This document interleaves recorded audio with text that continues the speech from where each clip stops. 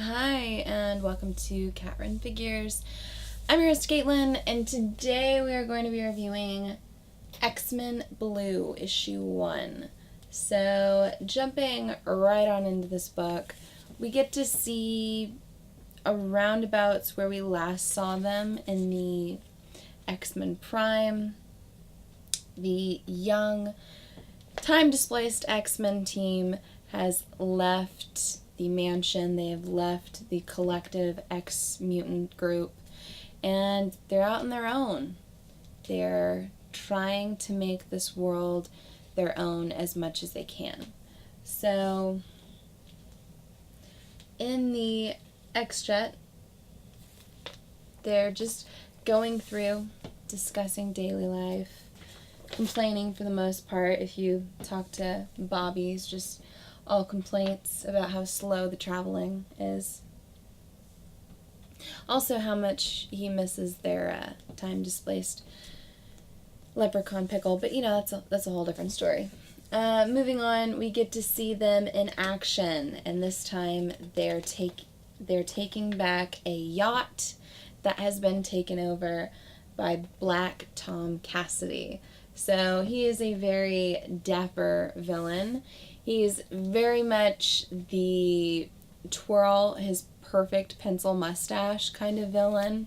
Like, ho ho ho, I have dealt with the X-Men before. I shall deal with you now kind of a villain. I mean, they even put the mustache joke in the book. So it's pretty fantastic. But we get to see him go round and round against the young X-Men. And, of course, it looks like he's going to fall. And he should fall fairly easily to this young X team. However, he's brought a friend. That's right. He has Juggernaut. You don't mess with Juggernaut. So, we get to see as the X-Men do their best to take down the Juggernaut all on their own. The thing, we see Angel try to attack him from behind, and Iceman attempt to actually freeze him. However, he goes on a rampage and is literally chasing Cyclops, and Bobby's just telling him to keep running, that don't look back, for God's sake. But thankfully, he does slip on some of Iceman's powers, and Angel does hurry up to collect young Cyclops. Just enough time for Juggernaut to go overboard. And just when the young X-Men team believes that they have won this fight and everything's fine, of course, Jean Grey has to go and jinx it by saying, "You don't think he can swim, do you?" Of course he can. Of course he can. He literally comes up through the bottom of the boat, crashing down, and just swats away the young X-Men like they're flies. Literally, Iceman goes flying, and Angel has to go run off to save him. And as Jean Grey is doing her best to try to stop the water situation and stop the actual yacht from sinking, Juggernaut has to go crashing through the ship's floors to send her flying as well. And it's actually Beast using some of his powers in order to send Juggernaut away. So, of course, various members, including Cyclops, are a little concerned with Beast's methods and actually sending Juggernaut away with what looks to be hell. Yeah. So, Beast is telling him that everything he did was to save everyone on this boat, including the members of his team, including the very same jerk he's talking to currently, Cyclops. But he didn't send him to hell. He sent him to Siberia with a little bit of a detour through hell. So everyone in the boat is very happy that the X-Men did show up in time to save them. And Beast, of course, still butting heads with Cyclops, tells him that they don't really care about his methods. they still saved the day, and no one even noticed. So we get to see young Jean Grey going about trying to save this boat, trying to get it safely docked somewhere with all the passengers, and everyone's saying, "Aren't you Kitty Pryde?" Of course not. She's Scarlet Witch.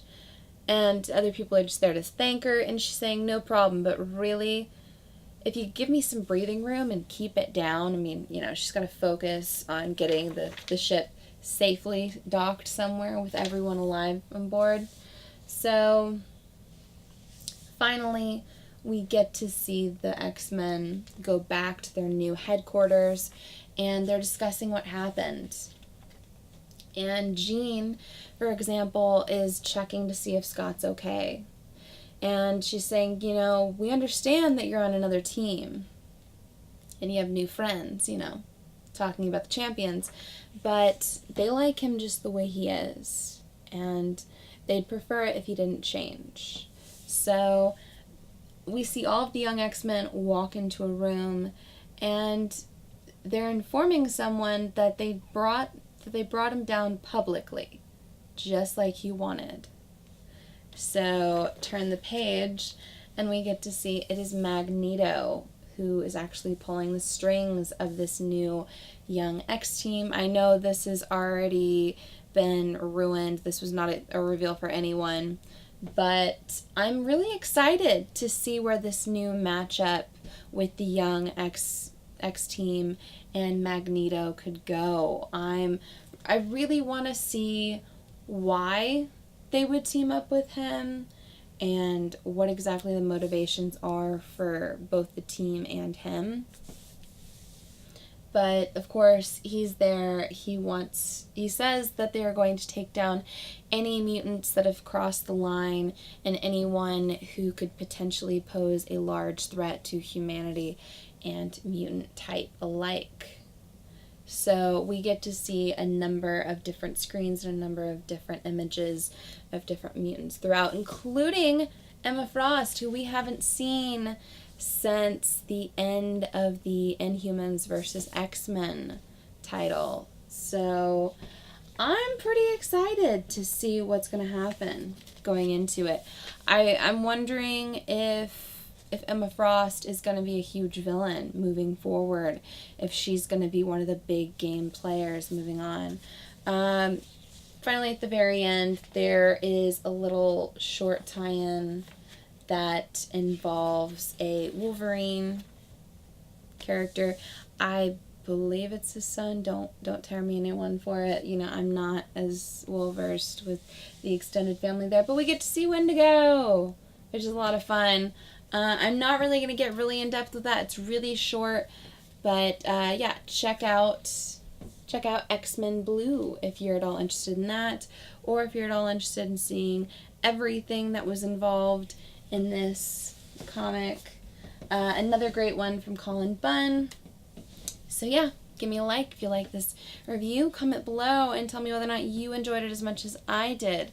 I personally really enjoyed the art, and I felt like it was written quite well throughout. I feel like it's a good introduction or reintroduction to this new young team, and I'm excited to see what's going to happen moving forward with the team up with Magneto. So yeah, subscribe to my channel for more comic book content, or check out any of the older videos I have up for offer here on Cat Run Figures. And until next time, I'm your host, Caitlin. Bye.